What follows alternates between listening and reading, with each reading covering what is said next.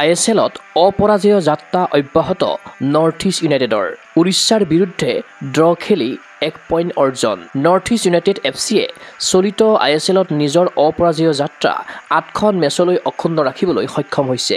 সোমবাৰে ভুৱনেশ্বৰৰ কলিঙ্গ ষ্টেডিয়ামত অনুষ্ঠিত হোৱা মেচত দলে উৰিষ্যা FCৰ বিৰুদ্ধে 2-2 গলত ড্ৰ খেলে। অৱশ্যে নৰ্থ ইষ্ট ইউনাইটেড মেচত দুবাৰকৈ অগ্ৰগতি লৈছিল। ইনজুৰি টাইমত গল কৰি ঘৰুৱা খেলপথাৰত পৰাজয় ৰক্ষা কৰে উৰিষ্যাই। গুৱাহাটীত খেলা অন্তিম মেচত জয়লাভ কৰি তথা 7খন খেলত অপৰাজয় হৈ থকা নৰ্থ ইষ্ট ইউনাইটেডে সোমবাৰেও আত্মবিশ্বাসেৰে খেলি প্ৰথমে গল কৰিবলৈ সক্ষম হয়।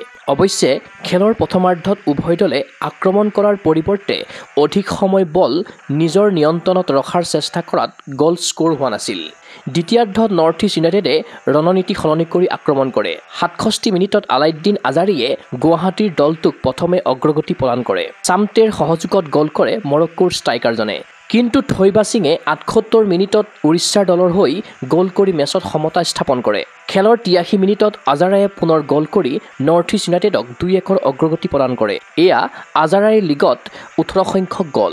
কিন্তু অগ্ৰগতিৰ পাছতো 3 পইণ্ট নাপালে নৰ্থ ইষ্ট ইউনাইটেড FCয়ে। ইনজুৰি টাইমত উৰিষ্যা FCয়ে গল কৰি মেচ ড্ৰ কৰে। উল্লেখ্য যে ইয়াৰ পূৰ্বে গুৱাহাটীত নৰ্থ ইষ্ট ইউনাইটেডে 3-2 গলত উৰিষ্যা FCক পৰাস্ত কৰিছিল।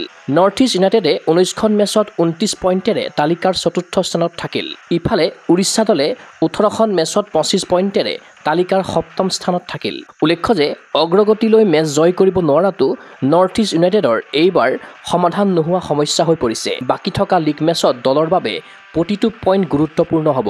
নৰ্থ ইষ্ট ইউনাইটেডে পৰৱৰ্তী মেচখন মুম্বাই চিটি FCৰ বিৰুদ্ধে খেলিব। এয়া নৰ্থ ইষ্ট ইউনাইটেডৰ ঘৰুৱা খেল যদিও দলে গুৱাহাটীৰ পৰিৱৰ্তে খেলখন শ্বিলঙত খেলিব।